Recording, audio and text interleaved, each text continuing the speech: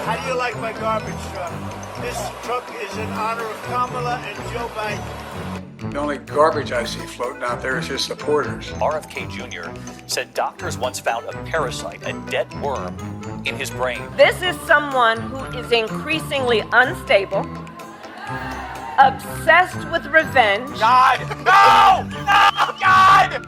Oh, God! Do we have to do that all over again? Oh, God! I'm in hell! Gather round the ballot box, everyone. It's time for Nate's Nightmare November! Yeah, it's words about books and Nate's Nightmare November. Thank you for that one. Yeah. So we're starting actually with Nate's Nader November. I'm going to have to stop you because it's a Patreon episode. Yeah, I was going to mention that, actually. You see, we had a vote. We had, should we read Fire and Blood this year or push that back to next year and do Nate's Nightmare November? Or, read it this year, read it next year, or Ralph Nader. And most of the votes went towards Ralph Nader, but yeah, I love how blissfully unaware of the meme you created you were. Because for the people voting in this poll, I just want you to know, you could do a supercut of every Ralph Nader joke. Like if we were still playing Words About Books bingo, Ralph Nader is one of the things. It's like Ralph Nader, pre 9/11 world, Tom Bombadil. Like there's just a few things, and you have joked about. I would read a book about Ralph Nader hanging out with Tom Bombadil. Of course, unironically, we all I would read that. I want to read that. But you have joked about voting for Nader so many times, and then you put Nader on a poll, and you said all votes for Nader won't count, and everyone voted for Nader, and you didn't think that would happen. Like you didn't think the Nate fan base was going to vote for Nader because they thought it's what you wanted. Well, Ben, I don't know if it's what they thought I wanted. I think it was more a way to get me. You know? No, they were trying to do. They were doing what you trained them to do. I went to the Supreme Court, Ben, and right. They have decided after I promised to let them hang out at my house or whatever, my super rich 4-bedroom house. They're like, oh, okay. I'm gonna not report this. Actually, it doesn't matter.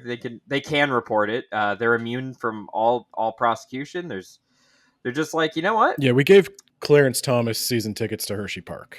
So. There you go. Yeah, and he was like, all right, yeah, sure, why not? We'll throw out all these Nader votes, and so we're pushing Fire and Blood to next year because that's what the Supreme Court said. I'm sorry, my hands are tied.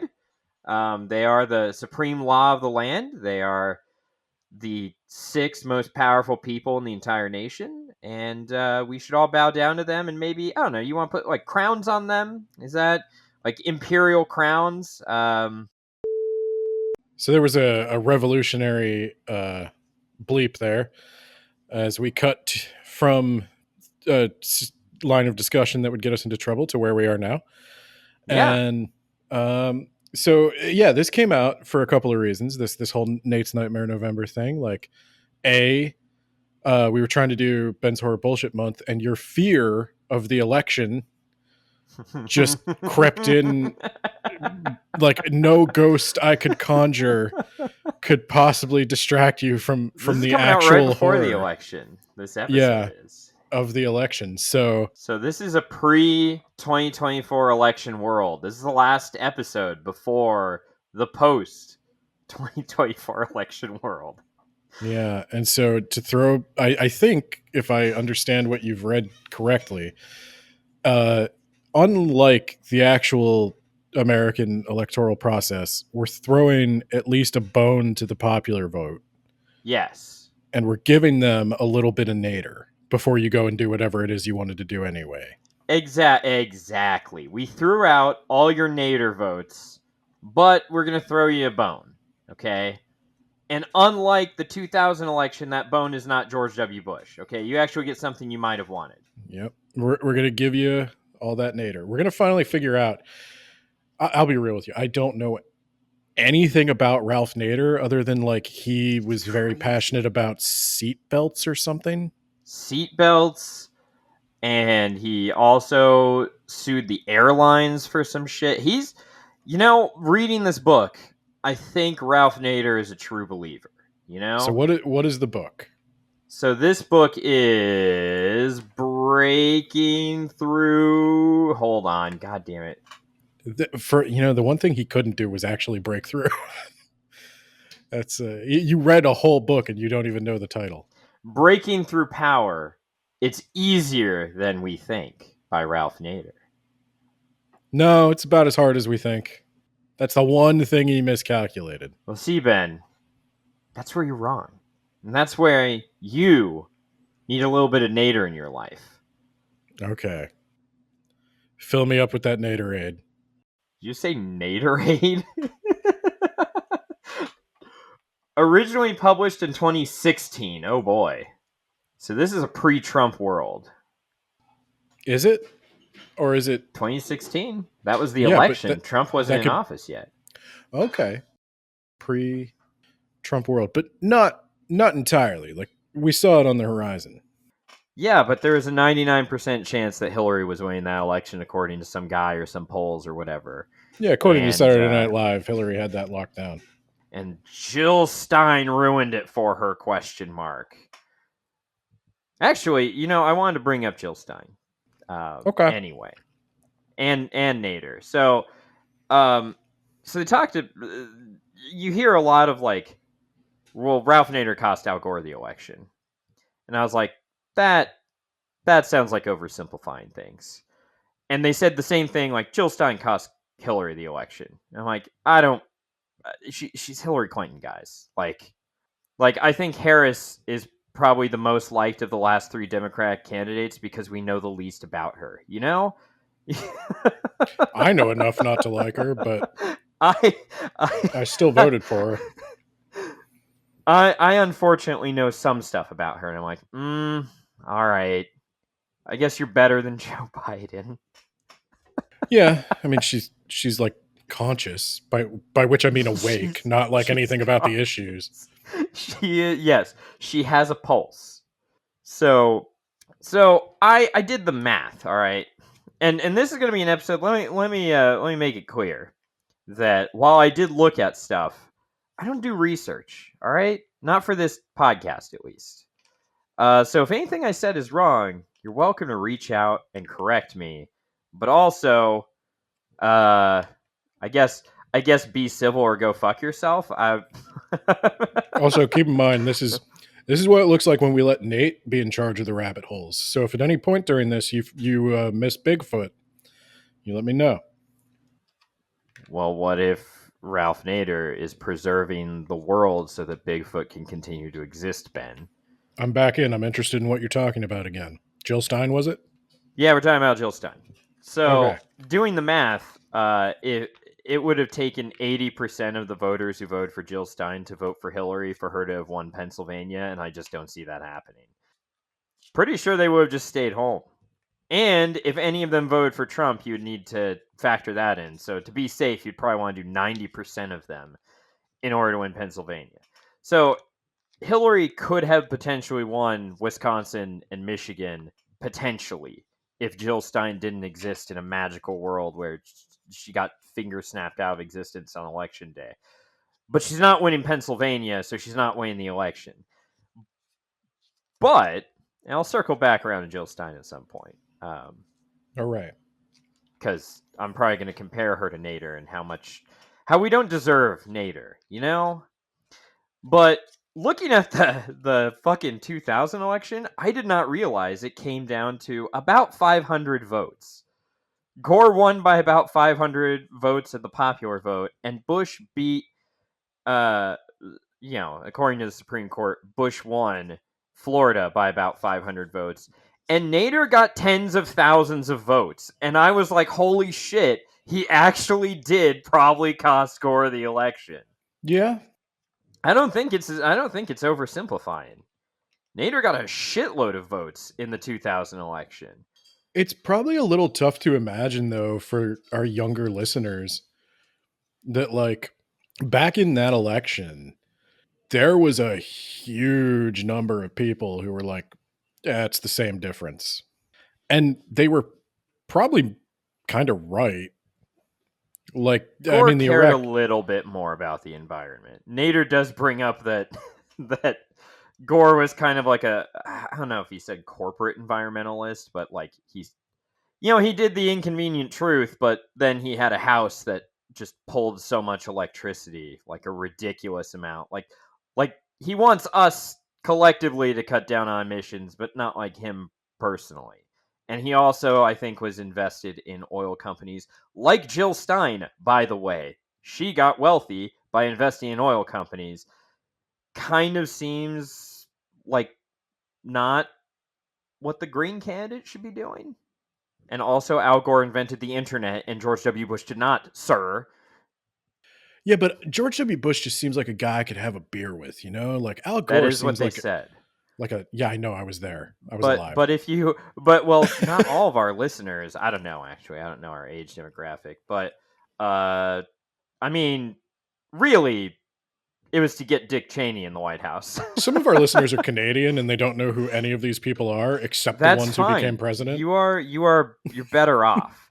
But Dick Cheney was the guy who Jon Stewart mocked as being like the Penguin from Batman, and he was the guy who shot his friend directly into the face during a hunting quote-unquote accident, and then his quote-unquote friend apologized to Dick Cheney publicly.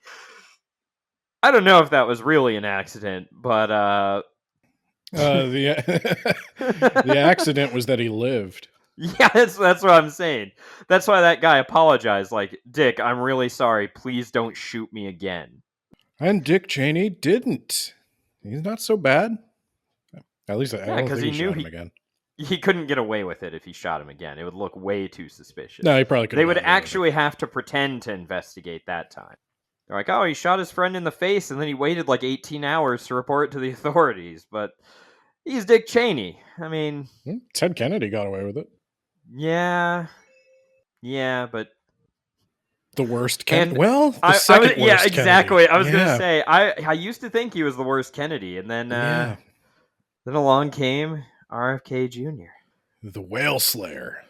I don't know if anyone is even listening to this episode, but if you don't like politics, I don't know why you even clicked on this, because you can't avoid talking about fucking politics with Ralph Nader.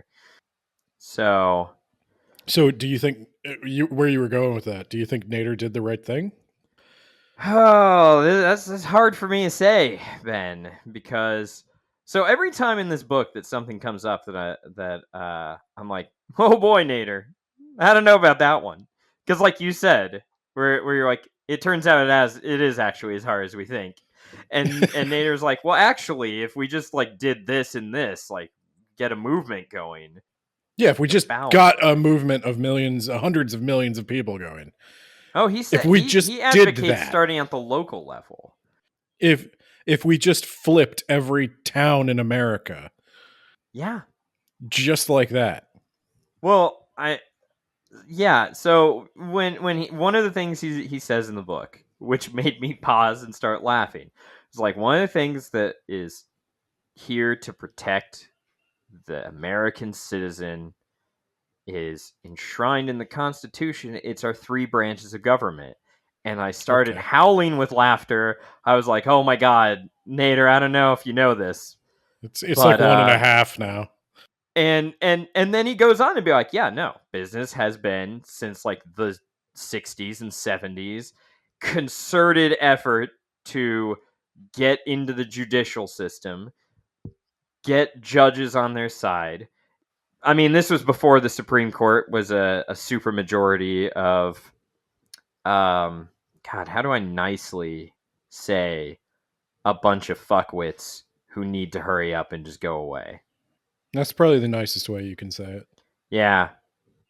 I say the same thing about Congress, but at least theoretically we could vote them out of office. But Well, the thing about the Supreme Court is we want them to not be afraid to make really, really dumb, offensive decisions.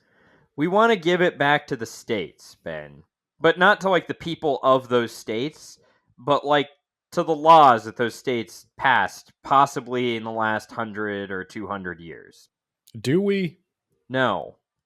I don't want to give states more rights, actually. My state fucking sucks. My state decided to gerrymander a college town, and it's just like this narrow strip, and then it encompasses the entire western part of the country, of the state.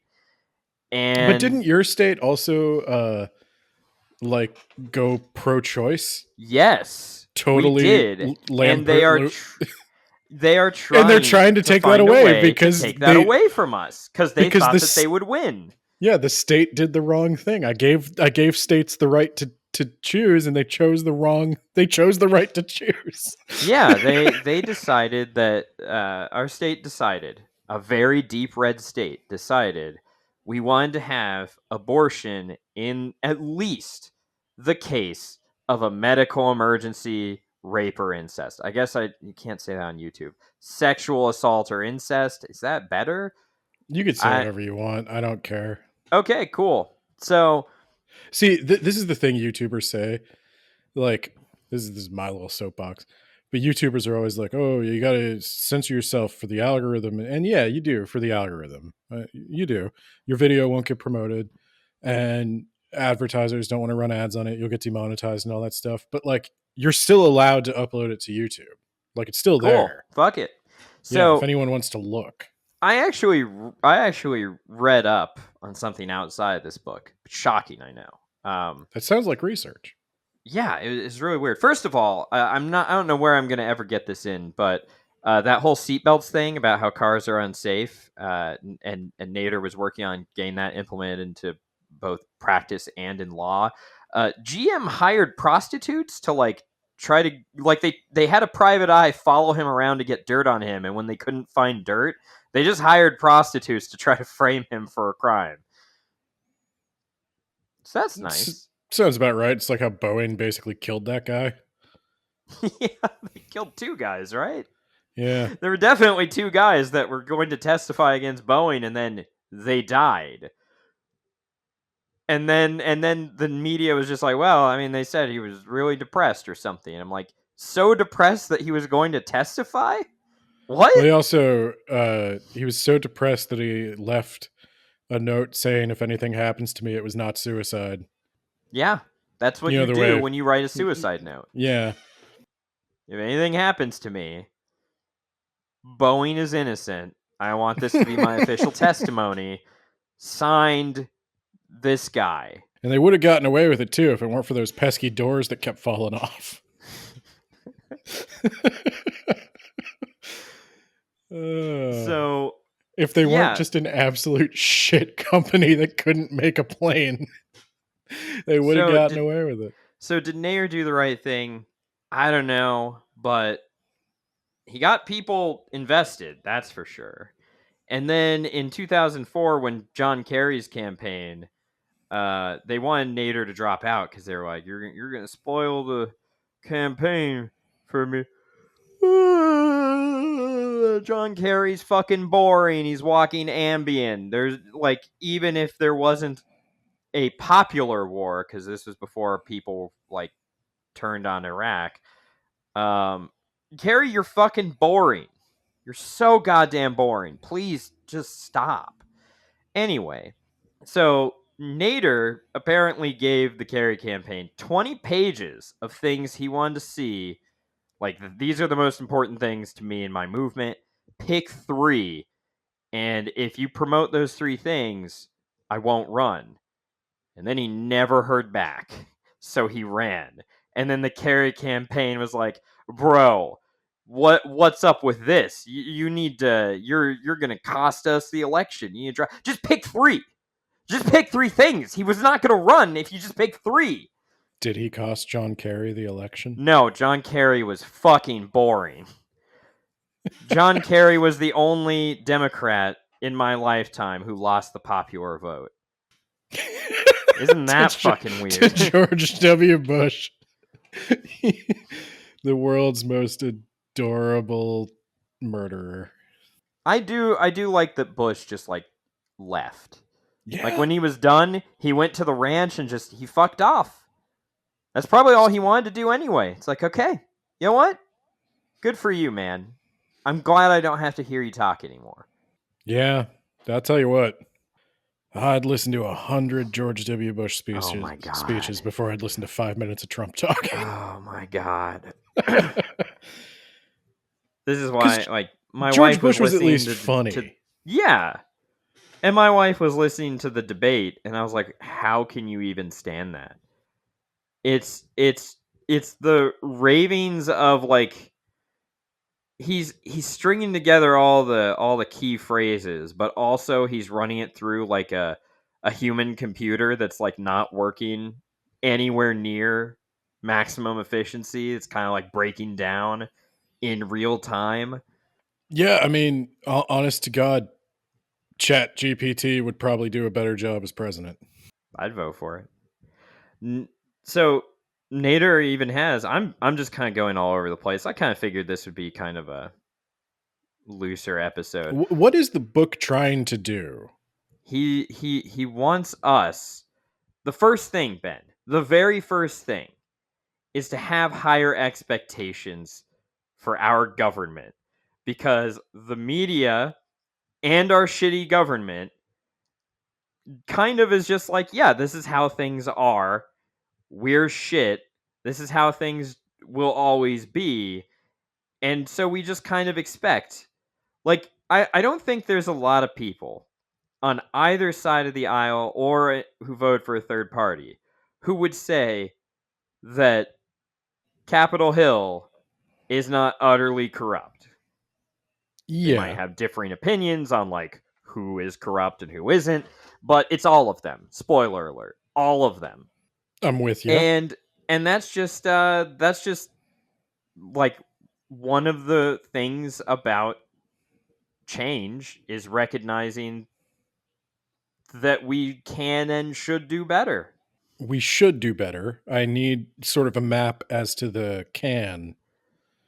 And he had that map, Ben, and I kind of took notes on it, Ben. And then I was like, you know, some of the things are kind of adorable is probably the word. Yeah, I was going to say, I'm sold on the mission. Summoning your congressman for a discussion, education on the key issues that matter to you. And I'm like, okay. I mean, you know, maybe my mockery of that and thinking that will utterly fail is just a sign that they won, Ben. My congressman has me blocked on Twitter.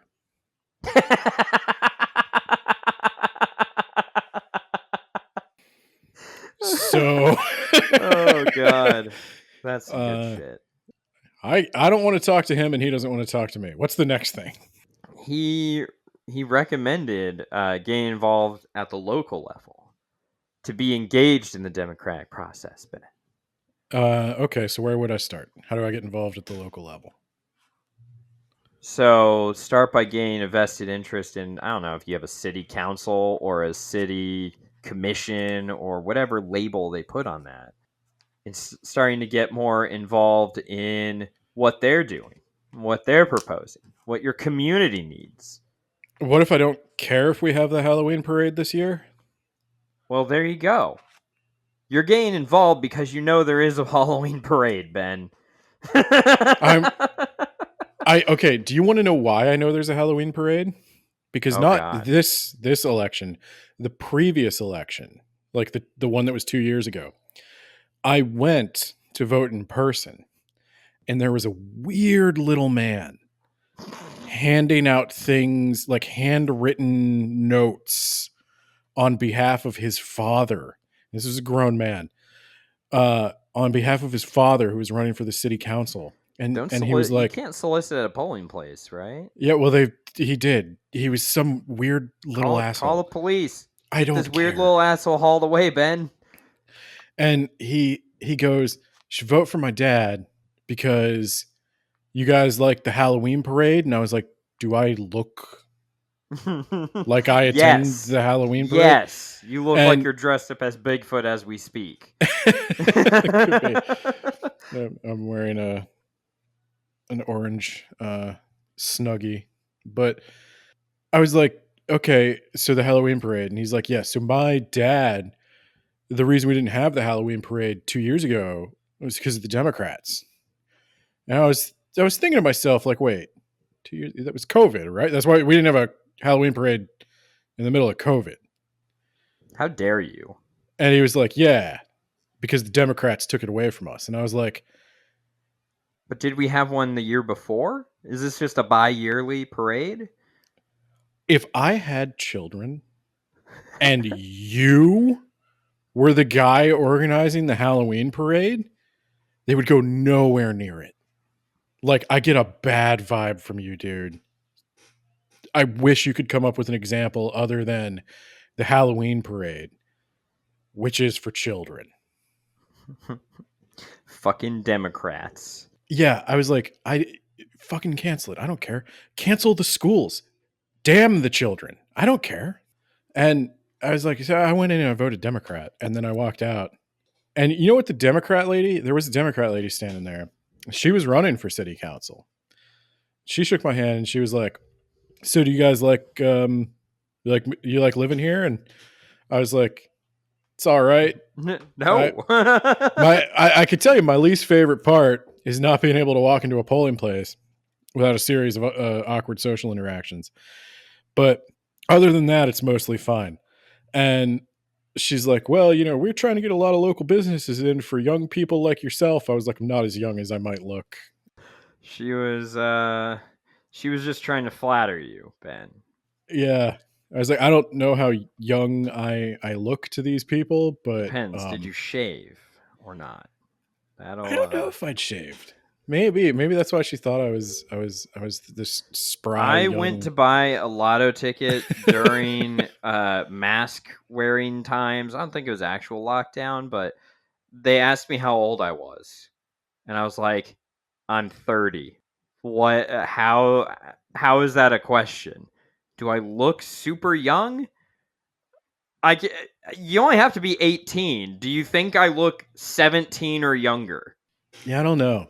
I don't normally get that, but yeah. Anyway, everybody was just like very like detached, and Yeah. I guess the And point Nader is, would say that you need to stop getting detached, Ben. You need to take a vested interest. You need to join in the democratic process. I'm also torn because, like you have said in private, and you can cut this if you don't want, I don't know if I'm exactly in love with the idea of democracy either, after seeing just the least qualified people on the planet have the dumbest opinions. yeah, it is frustrating, especially as you get into the modern age. But at the same time, like, what would you have instead? Is like, I'll tell you, this is where I've gotten disillusioned with like any alternative, is because I would elect Ralph Nader to be Supreme Overlord because he would fight for us right up until he passed away, which I'm guessing will be soon because he's like 90. I could not believe he was still alive. I had to look it up. I did not believe That's he was still insane. alive. Yeah. That's insane. Good It's for all you, those Ralph. safety regulations he pushed for. The guy's going to live forever. Yeah. He talked a lot about the various safety regulations. One of which he fought for was he was kicked off of a plane because they overbooked the plane and they were just like, go fuck yourself. So he sued the airlines, and eventually it's to the point where you have to volunteer to leave, or they have to compensate you a lot of money for doing that. So thank you, Ralph Nader. Thank you, Ralph Nader. Yeah. But my problem, Ralph Nader, is the Democrat was offering me some there was like some chicken wing place that opened up. And they're like, so, we're trying to revitalize Main Street with this chicken wing place. And I was like, that doesn't matter. What you do doesn't matter. I don't know how to tell you. Because this could be their springboard to state government. And from there, it's only 20 years of kissing ass and getting into that White House, baby. I actually do. Maybe Nader would be proud of me. I actually do have one local government issue that I am passionate about. And Ralph Nader will be happy to know that neither the Democrats nor the Republicans have any interest in doing it. And that is walkable cities. I would like to remove parking requirements for businesses. I would like to be able to Ralph open Nader would like that. Yeah, I would like to be able to open a small business in my town with absolutely no parking available. And people would just have to, walk to it or take a bus or ride a bike. And I'd like to see a lot of that. And I would like to take all the money we spend on the parking shit and these EV chargers and all these other like requirements. And I would just like to put in a train. And the train can run on electricity. It doesn't have to run on coal or diesel or whatever the fuck. You know what? Catapult. Yeah. But so that is actually like walkable cities is a thing I'm very passionate about. And I am happy to tell you that absolutely no one at any level is interested in doing it. Get a pledge drive going, Ben. Yeah, they don't give a shit. You gotta find some people, okay, who have like-minded goals. Would you believe I have? And yeah, and you go like, okay, would you be willing to put in 300 hours a year to making this goal a reality? And you only have to pledge that if, like 499 other people also pledge, something like that. So people will be more likely to get in on that, Ben. This is one of the things he puts in his book, Ben. And then you got to eventually, you get a big enough movement. And a movement, Ben, be small. It's when you can say, what was the phrase? When you can say we, and you know who that is, and it's one more than it was yesterday. That's when you know that you can fight the power, Ben. Small acts. So if our combined 500 people, if our net worth is less than the net worth of the three car dealerships that are going to go up against us. Not many people know millionaires, but if you know someone who's rich, get them to start because people fucking pay more attention to them. Yeah, exactly. Yeah, that's kind of the problem I'm saying is like, if I get 500 people, then we'll spend all of our time and a bunch of our own money, and we'll get all the signatures and we'll deliver them to the town council meeting, and the Republican will look at the Democrat and they will nod and both give me the finger and tell me to get the fuck out. And then you'll go to get Jesse Ventura and no, then we're going to go get chicken wings and rethink our lives. No, then because that was a colossal waste of time. Gotta start again the next day, Ben. Next year, another 300 hours, 500 people. You know what? We'll go for 600 people this time. Eventually. Yep. Eventually, Ben. It may take years or probably decades. And also, he points out a thing called justice fatigue. He talks a lot about the two-party duopoly. And what about the fact that there's like 10 people that could outspend... Let's say I got together like 300 million people and there's just 10 people that can outspend me still. Yeah, that's when, and Nader didn't say this in his book, but I'd like to believe it's implied despite all evidence to the contrary. That's when you get...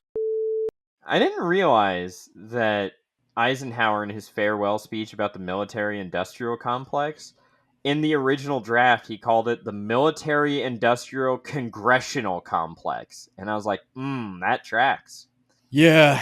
Ben, we have collectively enabled the wealthy to commercialize every aspect of our lives and sell it back to us.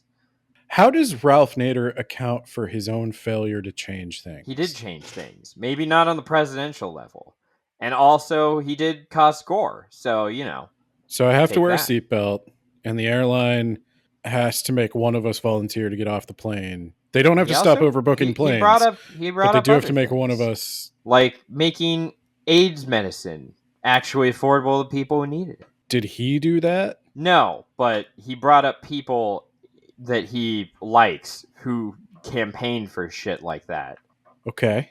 He kind of goes all over the place. Could we do that with insulin? What about just all drugs? What about universal health care? See, I guess this is... He does say that we definitely should have universal health care, and Obamacare tried and failed miserably, and his whole the good parts of the plan were gutted. Yeah, no, I was there. I'm trying to think, was it Jon Stewart or was it someone else who interviewed and was like, who was in the room when that bill was signed? And it was nothing but lobbyists for big pharma companies. There wasn't a single patient or doctor. Yeah, see, I guess my thing Nader is... brought coal mine regulation. Oh? Yeah. He talked about how people organized to break through power and get coal mine regulations, lead regulations, asbestos regulations, removed. See, here's one thing. So here's another audience engagement, Ben. Because this might just be because people are dumb and they listen to the media that just tells them shit. Yeah, they should listen to words about books, get the real story. Exactly. Words about books, your only source for news. Vote for Nader. Don't vote for Nader. Don't vote for Nader. Please don't vote for Nader. Unless you were planning on voting for Trump, actually, then vote for Nader. Yeah, definitely vote for Nader then. But I've seen more than one comment, on the internet where people are, maybe they're just trolling or they're free to be their dumbest self. But it was something along the lines of one party is ruining this country because they're over-regulating business. We just need to deregulate business and it'll be fine. Ben, I need your help. Or the listeners, I need your help. Why would anyone want that who isn't heavily invested in the stock market, the business itself, or the business owner? Because if it's cheaper to just dump the poison in the soil and in the water and whoopsie, everyone's dying, they'll do it. There's a video about our good friend and also avid podcast listener, Austin McConnell, who you're rolling your eyes. He did a video though about there was a company that made chemicals and they're supposed to incinerate the chemicals or store them in a certain way to be offloaded and incinerated elsewhere. And incinerators cost a lot of money, so we're gonna offload it to another company. We're gonna subcontract to burn these chemicals, and then that company subcontracted a guy who thought he was getting some oil byproduct that you spray on the roads, dirt roads, to make them less dusty. So he thought he had this. I wish I'd actually watched it again or took notes, but who cares? He was spraying this chemical everywhere, not realizing it was poison. And basically the whole city had to be condemned. And this was in Missouri. Or the time when there's so many instances of the women who were sewing and, we don't want you to steal the product. So we lock the doors during business hours. Hope there isn't a fire. Oh, there is a fire. Everyone died. Whoops. Or the time when women were painting watches with radium paint because it glows in the dark. It sure does glow. And they didn't warn the women that this is radioactive and dangerous, and so they were even encouraged to dab it on the tip of their tongue to keep the brush moist and at a fine point. And so women were literally their insides were falling apart. No, it's the worst way to die. They had to be buried in a lead-lined coffin, I heard. Yeah, so why do we want to deregulate businesses more? Help me out here, Ben. Again, unless you're super wealthy and invested in the company or in the stock market, in which case I get it, you have a profit motive, you're horrible, but at least there's a logic there. Because it is a relatively simple path for the business to make more money, and the business has promised me as the worker that if they're more profitable, there will be more jobs, better wages. They just need to be a little bit more profitable. Do they ever do that? No. Do they ever give you more money or more? They don't. They never give you more money because No, but this time I mean it. XOXO. yeah, I'm gonna want that in writing. It's in XO writing. XO. XOXO. Yeah, no, I don't It's get in it. writing. Okay, okay. If it's in writing, what the fuck are you gonna do? You gonna pay your lawyer? Because you know what is in writing? Arbitration clause. Yeah, You can't sue me. You can't class action sue me, which is the only hope you would ever have of being able to raise enough money to successfully sue me in the first place. So we can go to arbitration where you can tell me what you need and I can give you the middle finger and you can go die. yeah, that sounds about right. Mm-hmm. So how's Nader going to fix that? By getting involved, Ben.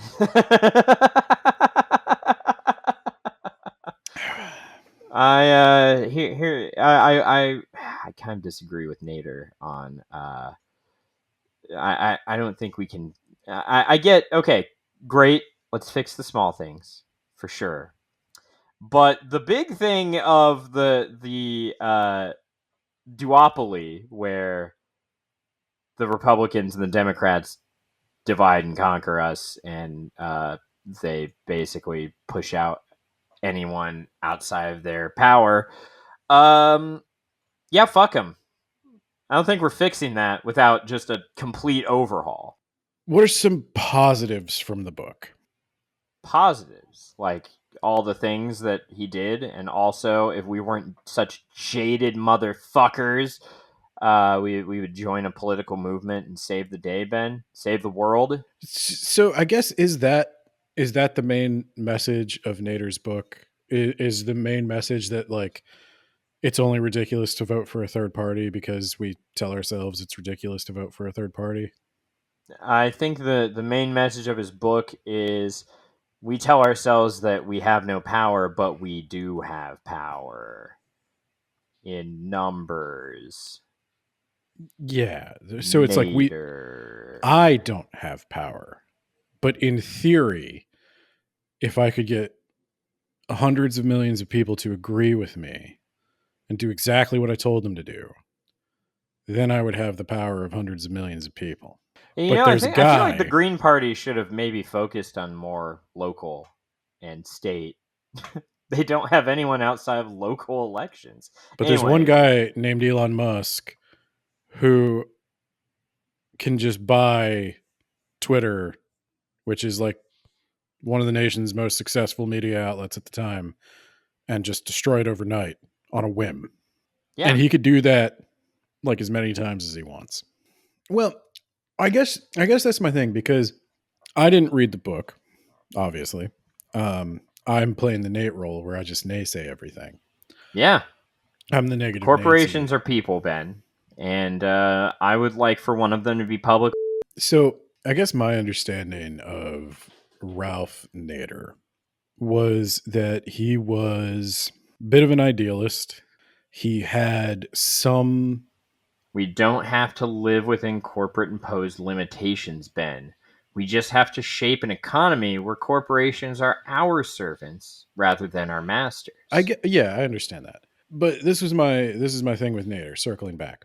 A lot of the safety standards. That's all great. That's awesome. But he is still working within the framework. Yes, of what that is true. Corporation. He is still part of the system because he didn't stop airlines from overbooking flights.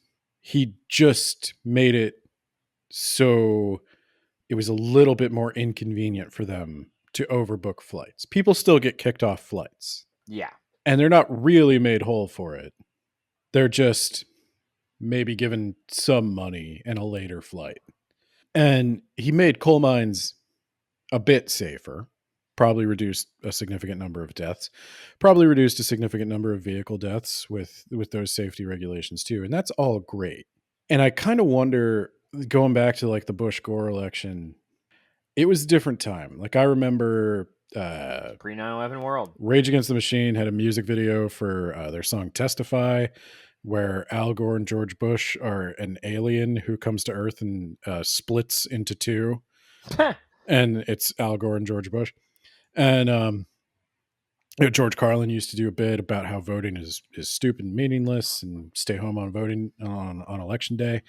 And I kind of wonder. Nader would say you need to get involved. Yeah, George Carlin. and I kind of wonder if maybe they have said something. I don't really particularly like. George Carlin's obviously dead now, but I wonder if they would have maintained that into the Trump era, or if they would have gotten out to vote, because I think the parties have diverged a little bit. The Democrats are still that sort of like weak, wishy-washy. Yeah, I corporate think whatever. Nader kind of views the two parties the way I do. Maybe that's just me imposing it, but he seemed to view the Democrats as like useless, inept, kind of impotent. Sometimes some of them maybe try to help, but like. And then the Republicans are just like actively bad. Yeah. Which is kind of how I viewed them for the longest That's time. kind of Yeah. what I think. But neither of them. I think that was what fucking goddamn, what's his name? Lewis Black said. The Republicans they're a party of bad ideas, and the Democrats are a party of no ideas. I think the Democrats tend to attract the people, like the people who would like to change things in a more socialist direction, but they're very quickly beaten into submission by the fact that for the people at the top, the system works pretty good. Yeah, the system is working as designed. Yeah. The system is not broken. It's just not designed for you and I. And I guess that's the thing that disillusions me a bit. And I know people are going to disagree with this, because this is a little more politics than Words About Books usually gets into, but I think the issue I always had with Nader was I think his idealism is great if you have one relatively small issue you're passionate about, like maybe my parking requirements thing. Like if I think allowing a business to start with absolutely no parking requirement, if I think that would be a good thing, yeah, there is a chance I could get that implemented at a local level. The system works, Ben. All right, and that's the episode. There is a chance maybe we could get that. We could fight against power. Well, join us next week. There is a chance like we could get that through, right? We could get that through the local level, maybe the state level, maybe even the national level, and maybe we could go we could dream like one bigger. We could even like revitalize a rail system or something. The amount. Hey, California has been doing that for the last like 20 years, yeah, Ben. I know. It's going to be up and online any day now. Well, and that's what I was going to say. The amount of labor that needs to be done to get that off the ground is purposely like prohibitive. So even if I get it going, there's going to be, you're going to get idiots like Elon Musk in there. He's like, well, what if a subway but worse? Underground Tesla. Yeah, what if we made a tunnel and then you drive a Tesla car through that tunnel and you pay me money? What if we made a tunnel, put a train in it, and called it a subway, you fucking moron? But everything Elon does is just like, what if train but worse? And he is astoundingly bad at this. So I would have to deal with that. So like, even if I could get it working, I would have to deal with people trying to stop it, then people trying to hop on it and subvert it into something it's not. And all the while, like, I'm going to lose. I'm going to lose every time, because it sounds like you're talking about Jill Stein, Ben, a person who seems to not care about people the way Nader does, and she seems more like she cares about Jill Stein. That's the one thing. So if I try Nader's approach and I spend my entire life doing what he said he did, like to do, the way he did it, we might get some safety reforms, some consumer protections. Perfect. And the world is currently on fire. We're on the verge of World War III. Definitely did mention that we don't have the time to to stop global warming that we really need. So Sorry. I mean, I guess that's my thing. Is like it's designed to be slow and ineffective. So what you're saying is we need to find someone who's very charismatic, can grab the people, can start a movement, and then give him unlimited power to save the world. Yeah, Muad'Dib sort of figure. I I was gonna joke and be like Donald Trump, but no. What I think we need to do is we just need to go turn Ralph Nader into a worm before it's too late, and we need to get him into the White House as a worm man. And if anyone is like, no, you are not the president, he can just crush them with his worm body. Which I don't think violent resistance is what he had in mind, but the worm brain takes over, Ben. Remember, when you see the worm take over, you got to just walk out of the room. So, really, this episode, as like to put it in its context of Nate's Nightmare November. This is a nightmare, yes. Politics is a nightmare from which we can't escape. We're doomed. Well, I was going to say, but try your best. The first stage of Nate's Nightmare November, in many ways, had to be Nader can't save us. I think that's the title of the episode. We'll kind of reference his book, but yeah, Nader can't save us. We're not going to be able to like magical third party our way out of this one. We're in this. But there was a YouTube comment that said if everyone who is afraid of Trump would just vote for Jill Stein, then she would get into the White House. And to which I would say, if everyone who is afraid of Trump voted for Jill Stein, she would have, hold on, I did a calculation over here on my map, pulling that up now. 0 electoral votes. She would lose. Jill Stein, I don't see, she seems to me like she is out for Jill Stein and Jill Stein alone. So do you want to do your quick comparison? So is Jill Stein our modern Nader, do you think? No, absolutely not. Though she is good at running for and losing presidential elections, much like Ralph Nader, this will be her third time running and losing. She never drew anywhere close to his numbers. She got rich off of oil, if I'm not mistaken. She had a lot of investments in oil. She's anti-vax in much the same way RFK Jr. was anti-vax. It's kind of weird, actually, how similar the two of them sounded back to back. And I didn't see her stance on Palestine. I had to stop watching, but I can believe that I support an end to the war, and like right there with you. What's the plan? Okay. So, okay. And also, how do you feel about Ukraine? So you have often joked about Ralph Nader.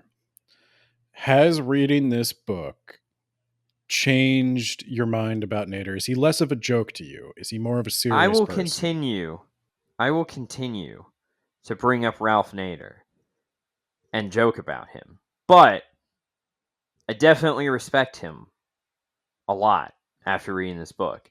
He's definitely an idealist. He thinks that we're not totally fucked and that we can break through power, Ben, and it's easier than you think. It is not easier than I think. At the very least. It might be easier than you think if you think it's impossible and it's just highly improbable. Then technically, yes, it's easier than you think, Ben. I understand what he's saying. I don't think it is enough or fast enough to avert major calamity. Like, if the government is to sustain itself, I feel like... I'm kind of thinking that our democracy, as it is right now, is not fast enough to do things. But, unlike Anakin Skywalker, I do not support a fascist dictatorship overthrow of the government for an evil space wizard. No. Also, we don't have a space wizard. Yeah, I was gonna say maybe you would change my mind if we had one, but you know, Okay, so now that closest we have is fucking Elon Musk. okay, now that we have exhausted the easy option, the Nader option, what lies in store for the rest of Nate's Nightmare November? Yeah. So next week, I am hopefully going to have a video, share my screen with you, and hopefully record a video. We'll see. If not, that's fine. We can do it in podcast form. It'll be a little harder, but um, they're all surprises, Ben. But you said I need to find a rabbit hole to go down that I would enjoy that you would not enjoy. And so that's what Nate's Nightmare November is trying to find. It's trying to find the rabbit hole that you do not enjoy. And I don't think Nader was it, but I didn't expect Nader to be it. Is it going to continue to be political or No. thank God? Okay. Yes. No, because the election's over after this week. So this is I don't ever have to think about politics again until 2 years from now. That's not what Nader would have me say. Depends but, on who wins the election. But yeah, that's true. You might have to think about it every fucking day, depending on who wins the election. Okay, so this was our election special. It has become Yeah. Instead of reading 5 Trump takedown books like you did fucking the season 1, I read a Nader book. Every 4 years or until America collapses, we will do these election episodes. Okay. And so this time it was Nader. I know a lot of you out there in Words About Books land, you're big Nader fans. You guys, you were the ones who told us he did a lot of nice stuff, and I think he did do a lot of nice stuff. Unfortunately, like all of it. No member of the Green Party holds a state or federal position. Was Nader in the Green Party? He was the leader of the Green Party for a while. He ran on the that. Green ticket in 2000. I thought he ran on the Nader ticket. I thought he was just doing his own thing. I think he did run on the Nader ticket in 2004 as an independent. I could be wrong on that. Dude, I didn't realize fucking Jesse Ventura ran on the Reform ticket. The same ticket as Perot. And then later I think I saw Ventura actually ran as a Green Party candidate. Holy shit. Maybe the most worthwhile thing for all of this is no matter what your political stance, the Green Party's bullshit. Yeah. It's kind of bad for me to say, but like Nader probably could have gotten more done as a Democrat. and he would hate that, but he knows it's probably true. Yeah, that's my thing. It's like, I love the seat belts. I'm happy we've got seat belts, and I'm happy that the coal miners have their regulation, and I'm happy I don't have to just, figure out where how to build a house in an airport once I get kicked off my plane. But it sure would be nice if I had healthcare and the world wasn't on the verge of environmental collapse. He talked about how Oklahoma has about 2 earthquakes every day because of all the fracking. I felt one of those. I was at work and my rolling chair started going back and forth. I was like, what the fuck was that? And then, yeah, an earthquake from Oklahoma had managed to, affect us. Oklahoma also has more tigers than the jungle. Oh my God, what? Yeah, it's a real fact. And eventually an earthquake will hit one of those and they'll fucking get loose. They'll get out. And then we'll reap what we've sown. We really will be doomed. Yeah. Yeah. Those okay tigers. It's not as cool as Laza tigers, but these are meth tigers, my friend. Meth tigers. Perfect. Even better. That's way better, actually. They're a lot more energetic and a lot less aware of pain. Yeah. How fucking awesome would it have been if instead of Laza tigers, they had meth tigers? Like, yeah, we train these tigers to just be immune to pain and just insane. They probably would have gotten Leto. They probably would have. You don't need extra rows of teeth or sharper claws or larger legs. You just need a little bit of that methamphetamine. Are you still planning to do your election stream? Yes. I don't know what it's going to be, but we should do something. Shy wants you to play Fallout. God damn it. Just wander the ruins of America. She thinks that would be poetic. Okay, we'll figure that out. We might revive the Words About Books Twitch stream for a very special election election avoiding yeah, day. we're gonna try to the avoid Wednesday the election. after election day. All the votes are cast. All the votes are definitely going to be counted, unless they start going in one direction, and then some people are going to be chanting "Stop the Steal." We're going to mute anyone in the chat who talks about the election. Yeah. Yeah, I don't want to hear about what gets called when. I'm trying to avoid looking, because otherwise I will look every 30 minutes to see how many votes have been counted and where, over and over and over again. Yeah. I'm pretty sure I'm going to wake up and everything except those swing states are going to be called. And then on Wednesday, they'll call probably everything except Pennsylvania and Georgia. Because Georgia will have one of those weird recounts because they have recount rules. And Pennsylvania, I don't know what you guys are doing up there, but you guys take extra. I am fortunate to live in a state where they just call the election before the votes are counted because, one, who gives a shit? We're not even worth the electorals, and two, we're almost always red. But definitely don't get rid of the electoral system, because then, according to some asshole on social media, then we'll just be told, we'll be directed by New York and California alone, even though that makes no fucking sense, because there's a shitload of Republicans in both of those states whose votes basically get thrown out because they lose. That's what happens in every winner-take-all electoral vote state. It sucks. You suck. Your opinions are invalid. I'll give you a little bizarre window into central Pennsylvania right now. I went walking, and I went on like one of my 5-mile walks, and like my town, there are Democrat streets and Republican streets, and these are in like the same neighborhood, same housing, and they're basically some like suburb areas just behind Main Street. Like, I walked down one street all the way to the end of the street, nothing but Democrat signs, even a Palestine flag. And then I walked down the other street, and it's like Trump. Are we done with Nader's Nightmare November? And then yeah, got some other stuff. Some other wormholes I'm going down, or rabbit holes. They're kind of both.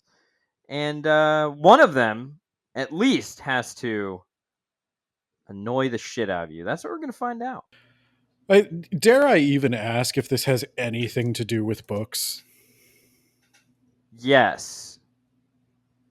Is that a yes? There are definitely books on the subject. Have you read them? And I am reading them. Okay. That's the minimum requirement. I will requirement. talk about them. That's the minimum requirement.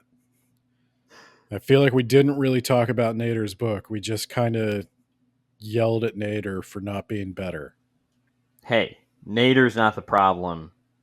It's everyone else that's the problem. I don't think Nader We don't was deserve the problem. Nader. Okay, I'm gonna end the episode now. Oh no! Wait! No!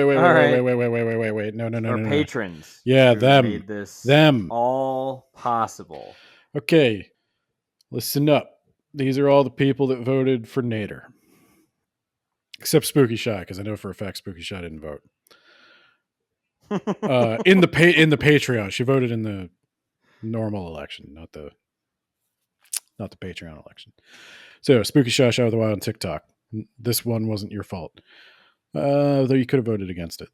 John Bierce, actual author of Mage Errant, The Rack, and an upcoming project. I've been reading it. Well, I've been too busy reading Nader, so. Take that, John. And then Isekai Sensei, some of that time I got reincarnated in the same role as an anime podcaster podcast. Jamie, the gravy man of the If You Want the Gravy blog. You should review the election. Oh my god. You should review the election. The only way he should do that is if he gets involved in the process, Ben. He's got to get involved in the process. He's got to get signatures. He's got to pledge 300 hours a year towards a common goal, Ben.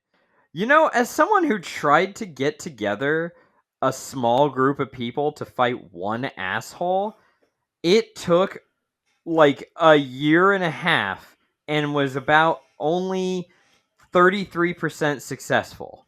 Are you talking about your D&D campaign? No, I'm talking about... You might want to cut that part. Oh, okay. We tried to get together a bunch of people just like, we're all going to leave, and you can try to sue us, but good fucking luck. I got out, at least, is the moral of the story. Nate, the only successful project I ever had is this fucking podcast, and that should probably tell you where my life's at. And if you get some kids involved in podcasting at an early age, okay, hear me out. They'll what? Compete successfully with us? No. Yeah.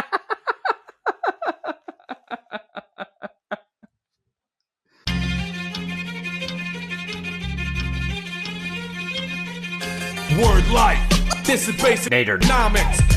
This is basic Nadernomics. Word life.